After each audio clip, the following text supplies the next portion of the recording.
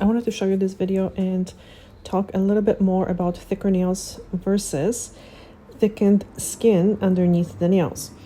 And very often people right away are going to ask if this client has fungal infection, fungal nails, but no, she doesn't. And this is quite common from trauma. So people who do a lot of walking or sports, or people who had some sort of toe deformities, can develop condition where the nail bed, so the skin underneath, is, I guess, irritated and it just thickens up. So it develops almost like a callus. And very often clients think that the nail is thicker, that the whole nail is thicker, and usually ask to thin the nail out.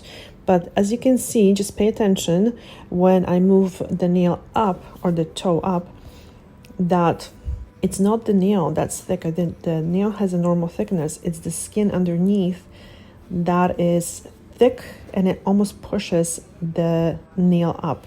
So during a pedicure, I can only gently really remove as much callus as I can, gently, and that's all I can do. So the solution to this problem really would be changing shoes. Easier said than done. Any shoes that don't allow the toes to spread out to their natural position will cause this issue to continue. So very often people will tell me, well, my shoes are comfortable. But yes, they're comfortable when your toes are squished, but they don't have enough room for the toes to spread out and for the toes to sit properly, not crunched in the shoes. And because of the constant trauma, nails like this can pick up, for the lack of better word, fungus. So because there's trauma, then the fungus spores have a way of entry. So in that case, basically in any case of any type of onycholysis or thickening like this, I recommend this one product that I'm going to link in the description box.